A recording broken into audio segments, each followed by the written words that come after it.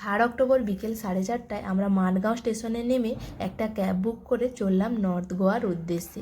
ট্রেনে আমাদের একজনের সঙ্গে পরিচয় হয়েছিল, ও আসলে সোলো ট্রিপ করছিল, তো ওর সঙ্গে আমরা আমাদের ক্যাবটাকে শেয়ার করেছি। এছাড়াও তোমরা স্টেশনে নেমে অ্যাভেলেবল ট্যাক্সি, কার, ক্যাব এইসব পেয়েই যাবে।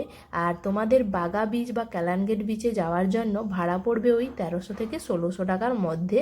তবে পুরোপুরি নির্ভর করে সেটা বার্গেনিংয়ের ওপরে। তবে এখান থেকে স্কুটি, বাইক বা কারও রেন্ট পাওয়া যায়, তবে সেটার ভাড়াটা আমার ঠিক জানা নেই। আর by the way, welcome to our 3rd episode of Goa tour. Goibibo app থেকে আমরা হোটেল বুক করেছি, যেটা ক্যালানগেট বিচ থেকে পায়ে হেঁটে মাত্র 5 মিনিট। ডিটেলসটা আমরা ডেসক্রিপশানে দিয়ে দেব। আর মাঠগাঁও স্টেশনটা গোয়ার সাউদার্ন পার্টেই পড়ে। কিছুক্ষণ পরেই আমরা মান্ডবী নদীর ব্রিজ ক্রস করলাম। এই মান্ডবী নদীর নর্থ গোয়া আর সাউথ গোয়াকে ডিভাইড করে। আর মান্ডবী নদী ক্রস করার জাস্ট আগেই পড়ে গোয়ার রাজধানী পানাজি বা পানজিম। আর এখানেই মান্ডবী নদীর ওপর রয়েছে গোয়ার বিখ্যাত সব ক্যাসিনো। ক্যাব ড্রাইভারকে বাজেট ক্যাসিনোর কথা জিজ্ঞেস করাতে উনি ম্যাজেস্টিক প্রাইড ক্যাসিনো রেফার করেছিলেন।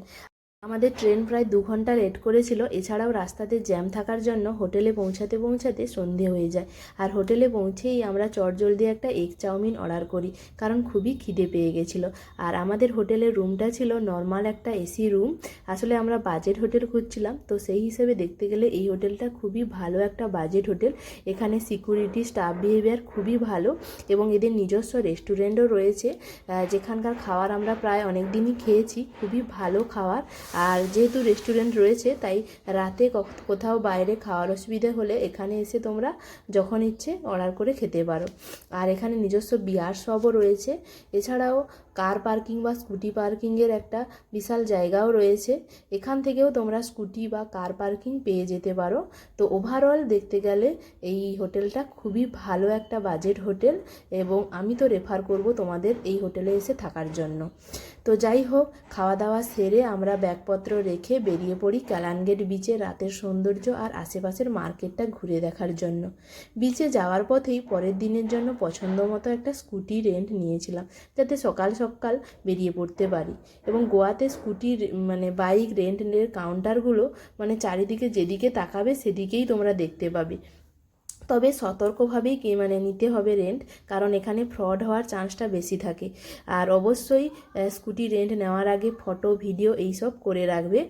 আর হেলমেট ইউজ করবে, এবং ড্রাইভিং লাইসেন্সটাও রাখবে। আর একটা আইডি প্রুফ নিয়ে আসবে, যেটা স্কুটি রেন্ট নেওয়ার সময় ওরা জমা রেখে দেয়, এবং স্কুটিটা আবার ফেরত দেওয়ার সময় ওটা ফেরত দেয়। তো যাই হোক, আমাদের যেহেতু সকাল সকাল বেরোনোর ইচ্ছে ছিল, তো সেই কারণে, আর এখানে কাউন্টারগুলো 9টায় ওপেন হয়, তাই জন্য এক্সট্রা একটা 100 টাকা দিয়ে আগের দিনই আমরা স্কুটিটা রেন্ট নিই। এবং স্কুটি রেন্ট নেওয়ার জন্য আমাদের পার ডেতে পড়েছিল ওই 400 টাকা। আর ক্যালানগেট বিচে পৌঁছেই দেখলাম private night party, beach light আর অজস্র ওপেন বিচ রেস্টুরেন্ট, যাতে সমুদ্র দেখতে দেখতে ক্যান্ডেল লাইটে বিয়ার এবং গোয়ান সি ফুড উপভোগ করা যায়। কিছুক্ষণ বিচে ঘোরাঘুরির পর ক্যালানগেট বিচ সাইডের মার্কেটেও একটু ঢুঁ মারলাম। তবে মার্কেটে খুবই দাম রয়েছে, এবং পুরোপুরি কেনাকাটা করতে হবে বার্গেনিংয়ের ওপরে। নর্মালি বিচ সাইডে যা যা পাওয়া যায় তাই অ্যাভেলেবল ছিল এই মার্কেটে।